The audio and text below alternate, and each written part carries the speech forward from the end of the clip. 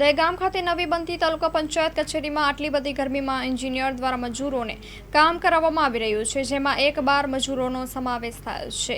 ગાંધીનગર જિલ્લાના દહેગામ ખાતે નવી બની રહેલ તાલુકા પંચાયત કચેરીમાં આજે અમારા પ્રતિનિધિએ 2:45 નવી બની રહેલી તાલુકા પંચાયતની કચેરીની રૂબરૂ મુલાકાત લીધી હતી। ત્યારે આ કચેરીમાં બપોરના સમયે મજૂરો કામ કરતા જોવા મળ્યા હતા અને મજૂરોને પૂછતા જાણવા મળ્યું કે અમે દરરોજ કામ કરીએ છીએ, બપોરના સમયે પણ અમે રજા રાખતા નથી અને આ મજૂરમાં એક બાર મજૂર પણ પાવડા વડે માટી ભરતું નજરે પડી રહ્યું છે। ત્યારે ત્યાં ઉભેલા એન્જિનિયરના ખાસ માણસને રૂબરૂ મુલાકાત લેતા તેમણે જણાવ્યું કે મને ખબર નથી, અમારા એન્જિનિયરની વાત કરું। ત્યારે અમારા પ્રતિનિધિએ એન્જિનિયરને મોબાઈલ ઉપર વાત કરતા જણાવ્યું કે અત્યારે તમે મજૂરો જોડે કામ કેમ કરાવો છો? ત્યારે એન્જિનિયરિંગે જણાવ્યું હતું કે અમારી જોડે સરકારનો એવો કોઈ પરિપત્ર નથી કે અમે કામ બંધ રાખીએ, તો સરકારના પરિપત્ર અને નીતિ નિયમોને નેવી મૂકીને કામ કરાવતા આવા એન્જિનિયર સામે કડક કાર્યવાહી કરવી જોઈએ, કારણ કે આટલી ગરમી છે અને મજૂરો કામ કરતા હોય તો પછી મજૂરોની કંઈ થશે તો જવાબદારી કોની રહેશે?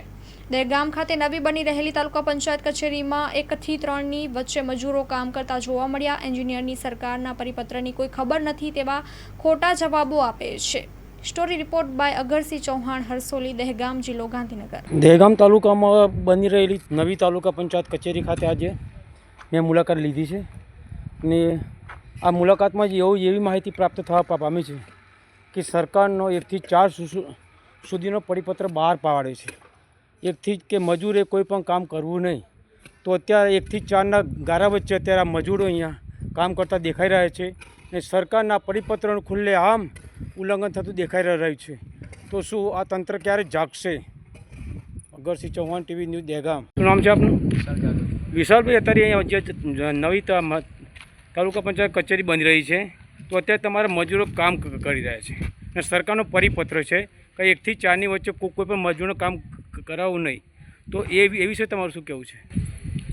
પછી મારે જે કોઈ સાહેબ છે એને વાત કરો તો સાહેબ, સરકારનો પરિપત્ર છે વિશાલભાઈ, તો સરકારના પરિપત્રનું ઉલ્લંઘન કેમ?